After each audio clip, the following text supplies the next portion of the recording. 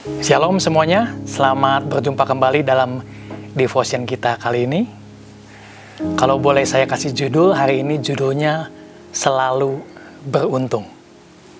Saudara pernah mengalami mendapatkan door prize atau mendapatkan undian?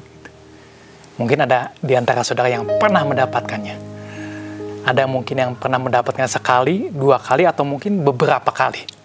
Tapi saya sendiri sampai saat ini belum pernah mendapatkan door prize atau undian ya seumur hidup sampai sekarang. Gitu. Tapi kalau saya melihat ke belakang, ya, pada saat saya menerima Tuhan Yesus, hidup dalam Tuhan Yesus, saya melihat ternyata saya mengalami banyak sekali kebajikan, banyak sekali kemurahan yang terjadi dalam hidup saya. Dan ini boleh saya katakan ini keberuntungan, gitu. Bukan hanya sekali, bukan hanya beberapa kali, tapi seumur hidup. Dan sesungguhnya keberuntungan ini sudah Tuhan sediakan bagi kita semua yang ada di dalam Tuhan. Jadi bukan sekali, dua kali, tapi seumur hidup. Dan kita bisa baca dalam firman Tuhan banyak sekali ayat yang mengatakan tentang hal ini. Ini janji Tuhan. Salah satunya ada dalam Mazmur 23 ayat 6 dikatakan demikian. Kebajikan dan kemurahan belaka akan mengikuti aku seumur hidupku. Dan aku akan diam dalam rumah Tuhan sepanjang masa. Yang percaya katakan amin.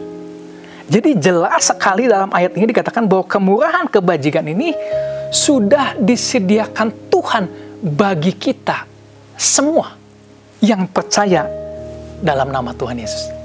Jadi keberuntungan ini bukan hanya sekali, dua kali, tapi dikatakan sepanjang masa. Artinya ini kekal, ini abadi. Nah, dalam firman Tuhan, banyak sekali tokoh Alkitab yang menjelaskan dan yang mengalami hal ini. Salah satunya adalah Yusuf. Kita tahu Yusuf kehidupannya luar biasa. Dia dijual oleh saudaranya, difitnah, masuk penjara, sampai akhirnya dia jadi tangan kanannya Firaun. Tapi kita lihat apapun yang terjadi, kebajikan, kemurahan selalu mengikuti Yusuf. Baik saat di penjara maupun di luar penjara. Walaupun situasi tidak mendukung, orang-orang memperlakukan yang tidak baik, tetapi Yusuf tetap mendapatkan kemurahan, kebajikan dalam kehidupannya. Jadi kebajikan kemurahan ini mengikuti Yusuf. Nah, saya percaya janji ini pun sama untuk kita. Yusuf manusia biasa sama seperti kita. Nah, kita akan belajar dari Yusuf. Nah, kita tahu janji ini asalnya dari Tuhan. Tuhan sudah memberikan kepada kita. Tapi untuk bisa kita mengalami hal ini, kita memerlukan kunci, yaitu yang asalnya dari Tuhan juga. Nah, kunci ini bicara tentang prinsip dalam kerajaan Tuhan. Kita tidak bisa membuka janji Tuhan ini dengan menggunakan prinsipnya dunia. Kuncinya salah. Kita harus menggunakan kunci yang tepat. Nah, mungkin selama ini ada di antara kita yang merasa, kok saya tidak merasakan kebajikan kemurahan ini dalam kehidupan kita, padahal kita sudah hidup dalam Tuhan. Nah, mungkin ada satu atau dua hal, prinsip yang kita tidak lakukan, atau kita sudah tidak dilakukan lagi, atau kita lupa. Nah, kita akan sama-sama belajar tentang prinsip kerajaan ini, di mana ini adalah kunci untuk membuka, di mana kebajikan kemurahan akan selalu mengikuti kita seumur hidup. Nah, apa yang kita belajar dari Yusuf? Poin pertama, ya, saudara bisa baca di cerita tentang Yusuf ini di Kejadian 39. Ya, saya akan ambil prinsipnya saja. Ya. Pertama, kita tahu Yusuf ini tetap bekerja dengan baik tanpa banyak komplain. Baik pada saat dia di penjara maupun di luar penjara. Nah, kita tahu Yusuf ini dijual oleh saudaranya, kemudian dibeli oleh seorang kepala pengawal Firaun, yaitu Potifar. Dan Yusuf bekerja dengan baik sehingga Potifar menyerahkan seluruh urusan rumah tangganya kepada Yusuf. Walaupun Yusuf statusnya dia itu sebagai budak yang dibeli oleh Potifar. Jadi dia bukan bawa lamaran kerja datang kepada Potifar untuk bekerja, bukan. Tapi dia seorang budak yang dibeli. Tapi dia tetap melakukan yang terbaik. Jadi di antara semua pegawai Potifar yang dipilih oleh Potifar untuk menjadi kepala, itu Yusuf. Mungkin ada beberapa di antaranya yang sengaja melamar kerja di Potifar. Tapi Yusuf melakukan pekerjaannya jauh lebih baik daripada mereka. Dan kita tahu juga pada kemudian Yusuf itu difitnah dan dia masuk penjara. Dan kita tahu di penjara pun sebagai statusnya sebagai seorang narapidana yang terbatas dalam segala sesuatunya. Dan sebetulnya dia tidak harus melakukan pekerjaan dengan sebaik-baiknya. Dia seorang narapidana. Tapi kita tahu Yusuf tetap melakukan pekerjaannya dengan baik. Sehingga kepala penjara menyerahkan segala sesuatunya, kepercayaannya kepada Yusuf. Bahkan sampai akhirnya kita tahu Yusuf diangkat menjadi tangan kanannya Firaun. Nah, jadi kita lihat satu prinsip dalam Yusuf. Sehingga kenapa kebajikan, kemurahan selalu mengikuti Yusuf. Yusuf selalu melakukan yang terbaik. Pekerjaannya dilakukan sepenuh hati seperti untuk Tuhan. Nah, itu yang akan membuka kunci di mana kebajikan, kemurahan akan selalu mengikuti kita. Amin. Sama seperti apa yang dikatakan dalam Amsal 14:23 dikatakan demikian. Dalam tiap jerih payah ada keuntungan, tetapi kata-kata belaka mendatangkan kekurangan saja. Saudara, Tuhan memberikan kita kemurahan, kebajikan bukan untuk kita bekerja bermalas-malasan, tetapi justru untuk kita bekerja lebih baik lagi. Nah, jika kita bekerja dengan baik, ya, seperti untuk Tuhan, maka keberuntungan, kebajikan, kemurahan yang akan mengejar-ngejar kita. Bukan kita bekerja mati-matian untuk mengejar keuntungan, tetapi kebajikan, kemurahan yang akan mengejar-ngejar kita. Orang bisa menghalangi, situasi bisa membatasi, tetapi jika kita bekerja sebaik mungkin seperti untuk Tuhan, tidak ada yang bisa menutup pintu kemurahan, kebajikan Tuhan turun atas kita, bahkan seumur hidup. Nah, itu prinsip pertama yang kita belajar dari Yusuf. Nah, prinsip kedua, Yusuf selalu menabur kebaikan dan kemurahan pada orang lain. Ya. Nah, kita tahu Yusuf ini sebagai budak, ya, sekali lagi sebagai budak, sebagai narapidana, tetapi Yusuf tetap menabur kebaikan dan kemurahan. Ya. Potifar merasa beruntung memiliki seorang Yusuf. Kepala penjara merasa beruntung ada Yusuf di sana. Bahkan Firaun merasa beruntung memiliki Yusuf. Jadi dimanapun Yusuf berada, ya, baik ketika di rumah Potifar, baik ketika di seluruh penjara menjadi tangan kanan kepala penjara, atau pada saat dia menjadi tangan kanan Firaun di seluruh Mesir, keberadaan Yusuf selalu memberikan keuntungan bagi orang-orang sekitarnya. Nah, kita tahu Yusuf digoda oleh istri Potifar. Dan Yusuf menolak itu. Yusuf menolak untuk masuk ke sana. Kenapa? Karena Yusuf tidak mau memberikan kerugian kepada tuannya. Nah, pertanyaannya begini. Kehidupan kita saat ini, kehadiran kita saat ini, apakah memberikan keuntungan atau kerugian bagi orang-orang sekitar kita? Nah, 1 Korintus 10:24 dikatakan demikian. Jangan seorang pun yang mencari keuntungannya sendiri, tetapi hendaklah tiap-tiap orang mencari keuntungan orang lain. situasi yang terbatas, kondisi yang tidak baik, bukan menjadi alasan untuk kita dapat menjadi berkat bagi orang lain. Nah, apa yang kita tabur akan kita tuai. Nah, jika kita menabur kebaikan, kemurahan, maka kita akan menuai kebaikan dan kemurahan. Ini yang akan membuka kunci di mana kita akan mengalami janji Tuhan dalam hidup kita. Jadi hidup kita itu harus memberikan keuntungan bagi orang-orang sekitar, bukan mendatangkan kerugian. Mengapa? Karena Tuhan memberikan kita kebaikan, kemurahan, bukan untuk keuntungan diri kita sendiri, tetapi untuk dibagikan menjadi keuntungan bagi orang lain. Nah, ini prinsip yang kedua yang kita belajar dari Yusuf. Nah, prinsip terakhir yang kita akan sama-sama belajar dari Yusuf adalah di mana Yusuf menjaga hatinya selalu murni. Dia menjaga hatinya selalu bersih. Kita tahu Yusuf ini dijual oleh saudara-saudaranya pada saat dia berumur 17 tahun. Dan ketika Yusuf menghadap Firaun, dia akhirnya diangkat menjadi tangan kanan Firaun, itu umur 30 tahun.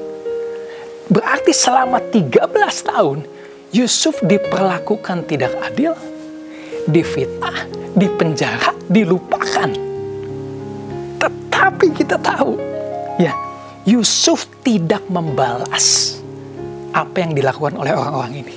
Padahal Yusuf punya kekuasaan, punya otoritas, punya kemampuan untuk membalas apa yang mereka lakukan. Tapi tidak. Yusuf melepaskan pengampunan. Ya. Bahkan Yusuf tidak tergoda untuk jatuh dalam perselingkuhan. Yusuf selalu menjaga hatinya itu murni, jujur, terbuka di hadapan Tuhan. Nah, ini yang akan membuka kunci di mana kebajikan, kemurahan akan selalu mengikuti kita seumur hidup. Amsal 28:13 dikatakan demikian. Siapa menyembunyikan pelanggarannya tidak akan beruntung. Tetapi siapa mengakuinya dan meninggalkannya akan disayangi. Jadi hati kita mesti murni, jujur, tidak boleh ada yang disembunyikan. Baik pelanggaran yang kita lakukan, ataupun kita tidak boleh menyembunyikan dendam. Ya, mengakui kesalahan, melepaskan pengampunan, tidak akan mendatangkan kerugian apapun dalam diri kita. Tapi sebaliknya akan mendatangkan keuntungan bagi kita. Nah, kebajikan dan kemurahan hanya akan mengikuti orang yang mau melepaskan pengampunan. Nah, ini kunci yang kita belajar, 3 kunci ini dari Yusuf. Nah, saat kita melakukan prinsip ini, maka pintu akan terbuka. Tidak peduli tempatnya di mana. Apakah terbatas seperti di penjara, ya? Atau berada di luar penjara, tidak mempengaruhi. Apakah waktunya sedang musim hujan atau sedang musim kekeringan, tidak mempengaruhi. Tidak mempengaruhi juga apa yang orang lakukan pada kita. Karena kebajikan, kemurahan ini datangnya, sumbernya daripada Tuhan. Yakobus 4:13-17 dikatakan demikian. Jadi sekarang hai kamu yang berkata, hari ini atau besok kami berangkat ke kota Anu. Dan di sana kami akan tinggal setahun dan berdagang serta mendapat untung. Sedang kamu tidak tahu apa yang akan terjadi besok. Apakah arti hidupmu? Hidupmu itu sama seperti uap yang sebentar saja kelihatan, lalu lenyap. Sebenarnya kamu harus berkata, jika Tuhan menghendakinya, kami akan hidup dan berbuat ini dan itu. Tetapi sekarang kamu memegahkan diri dalam congkakmu, dan semua kemegahan yang demikian adalah salah. Jadi, jika seorang tahu bagaimana ia harus berbuat baik, tetapi ia tidak melakukannya, ia berdosa. Artinya begini, kita seringkali berpikir, jika saja tempatnya di sini, maka saya akan mendapatkan kebajikan kemurahan. Jika saja waktunya berbeda, bukan hari ini, maka saya akan mendapatkan kebajikan kemurahan. Jika saja orang itu tidak melakukan hal ini, jika saja saya tidak bertemu dengan orang itu, maka saya tidak akan mengalami yang seperti ini. Tapi kita tahu itu tidak menghalangi kebajikan kemurahan yang datangnya dari Tuhan. Karena Tuhan tidak dibatasi oleh waktu. Dan setiap hari adalah hari baik bagi Tuhan. Dan apapun yang orang lain lakukan tidak dapat menutup apa yang Tuhan sudah bukakan bagi kita. Nah, apa yang harus kita lakukan adalah melakukan apa yang baik sesuai dengan kehendak Tuhan. Yaitu prinsip kerajaan Allah. Ini kuncinya. Yosua 1 ayat 8 dikatakan demikian. Janganlah engkau lupa memperkatakan kitab Taurat ini, tetapi renungkanlah itu siang dan malam setiap hari, supaya engkau bertindak hati-hati sesuai dengan segala yang tertulis di dalamnya, sebab dengan demikian perjalananmu akan berhasil dan engkau akan beruntung. Nah, saya percaya janji ini untuk kita semua. Kuncinya Tuhan sudah kasih. Apakah kita mau melakukannya atau tidak? Semua kebajikan kemurahan sudah disediakan bagi kita. Dan ini tidak dapat dibatasi oleh waktu, oleh tempat, oleh keadaan, oleh situasi, atau siapapun orang-orang sekeliling kita. Karena ini sumbernya datangnya dari Tuhan. Amin. Nah, saya akan bacakan Mazmur 23 ayat 1 sampai 6. Mazmur Daud dikatakan demikian. Tuhan adalah gembalaku, takkan kekurangan aku. Ia memberikan aku di padang yang berumput hijau. Ia membimbing aku ke air yang tenang. Ia menyegarkan jiwaku. Ia menuntun aku di jalan yang benar oleh karena namanya. Sekalipun aku berjalan dalam lembah kekelaman, aku tidak takut bahaya. Sebab engkau besertaku. Gadamu dan tongkatmu, itulah yang menghibur aku.